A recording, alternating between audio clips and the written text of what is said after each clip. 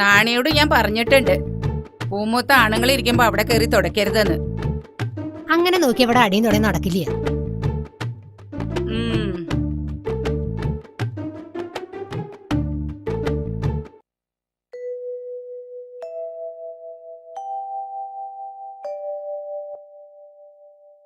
എന്താ ചാത്ത എത്തി നോക്കണേ?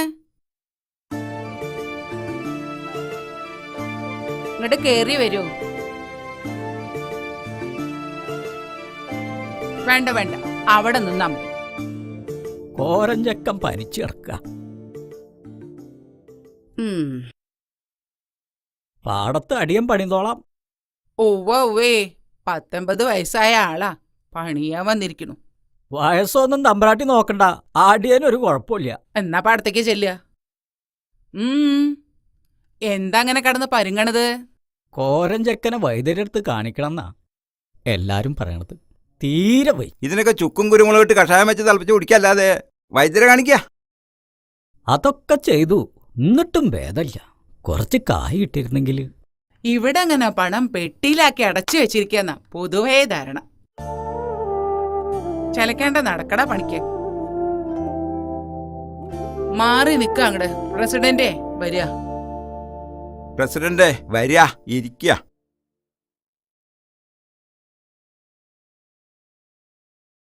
ഇരിക്കുക. ഇത്തിരി സംഭാരം എടുത്തോളൂ.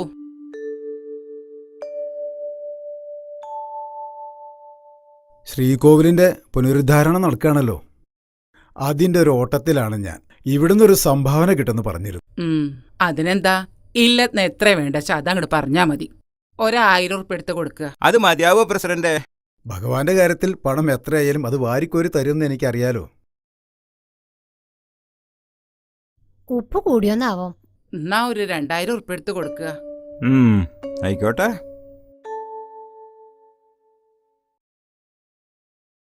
ദാനം സന്തോഷമായി തന്നെ സ്വീകരിക്കണമെന്നാണല്ലോ പ്രമാണം.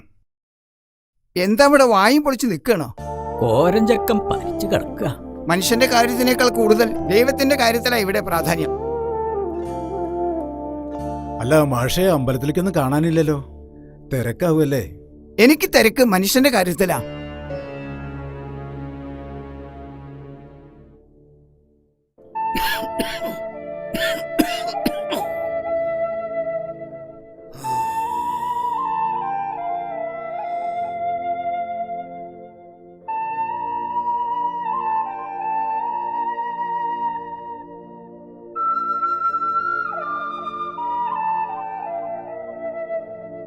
ദേവരെ, തീ പോലെ പൊള്ള പനിയാണല്ലോ, എന്നിട്ടാ പണിക്ക് പോണത്?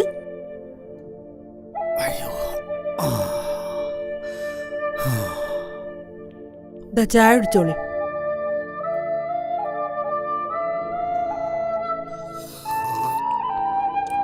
സാരല്ല, പണിക്ക് പോയില്ലെങ്കിൽ പാടത്തെ പണി അവിടെ കിടക്കും. പണി വയ്യാത്തപ്പനല്ലടി പണിക്ക് പോണ്. ഇജ്ജ് മിണ്ടാതൊരു ഭാഗത്ത് അവിടെ കടന്നോ. എനിക്കിപ്പോ 80 ആയിട്ടുള്ളൂ. ഇളിക്കൊന്നും വേണ്ട. എന്നോട് കൈക്കോട്ട് പണിയിൽ മുട്ടപ്പാടെ ഒരു ചേർമനായിട്ടില്ലടി. ആ ഇതാ പെരട പിന്നിലുണ്ടച്ചാ. ആ ഇജ്ജ് പയങ്കഞ്ഞി ഉണ്ടെങ്കിൽ എടുത്തേക്കടി. മൂത്താരെ പറമ്പെന്ന് ചീനമുളക് കുറച്ച് കിട്ടിയിട്ടുണ്ട്. എന്നാ പിന്നെ ഞാൻ കൂടെ പണിക്ക് വന്നാലോ? ഡാക്ടറെ കാണാൻ കായുണ്ടാവൂലോ. വേണ്ട നീലി, ഇജ്ജ് അങ്ങോട്ട് പണിക്ക് പോണ്ട. തമ്പുരാന്റെ കണ്ണ് ചീത്ത കണ്ണാ. ഞാൻ അവിടെ പലതും കാണുന്നുണ്ട്. ആ മഞ്ചളുട്ടിയുടെ അനിയനല്ലേ ഇത്? എന്താപ്പോ മൂത്താരുട്ടി ഈ വഴിക്കൊക്കെ ആവോ? അമ്മാവ എന്നെ അങ്ങനെ വിളിക്കല്ലേ, എനിക്കൊരു പേരുണ്ട്, രാമൻകുട്ടി. ഇത് മാഷ് തന്നയച്ചതാ. നമുക്ക് എത്രയും പെട്ടെന്ന് കോരൻ ചേട്ടനെ ആസ്പത്രിയിൽ എത്തിക്കണം.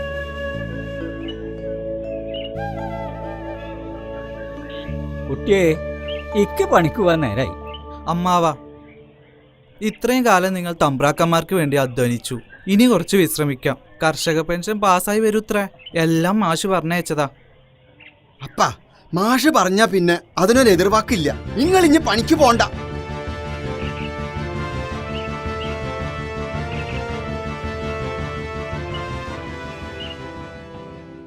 സഖാക്കളെ, ഞാൻ ദിവാകരൻ. മാഷ് എന്നെ ഏൽപ്പിച്ചിരിക്കുകയാണ് എല്ലാ കാര്യങ്ങളും. പാർട്ടിയുടെ തീരുമാനപ്രകാരമാണ് ഞാനിവിടെ എത്തിയിരിക്കുന്നത്. ഇനി നിങ്ങളുടെ എല്ലാ പ്രവർത്തനങ്ങൾക്കും ഞാൻ നിങ്ങളുടെ കൂടെ ഉണ്ടാവും. കോളനിയിൽ ഒരാഴ്ചയായി പട്ടിണിയിലാ പലരും. കൂലി പോരാന്ന് പറഞ്ഞപ്പോ പണി നിർത്തിക്കൊള്ളാനാ തമ്പുരാൻ പറഞ്ഞത്. ഇങ്ങനെ പോയാൽ നമ്മൾ വിളിച്ച പലരും വരാണ്ടാവും. കുറഞ്ഞ കൂലിക്ക് പണിയെടുക്കാൻ കോളനി ആൾക്കാരുണ്ട്. പഠിച്ചത് മതി, അച്ഛൻ പണിക്ക് പോയി തുടങ്ങാനാ പറഞ്ഞത്. അച്ഛൻ വയ്യാണ്ട കടപ്പില. ബാലകൃഷ്ണ, പഠിക്കണ കാലത്ത് പഠിക്കണം. നിനക്ക് എന്ത് സഹായത്തിനും ഞങ്ങളുണ്ടാ കൂടെ. അതെ, കാര്യങ്ങളെല്ലാം മാഷ് എന്നോട് പറഞ്ഞിട്ടുണ്ട്.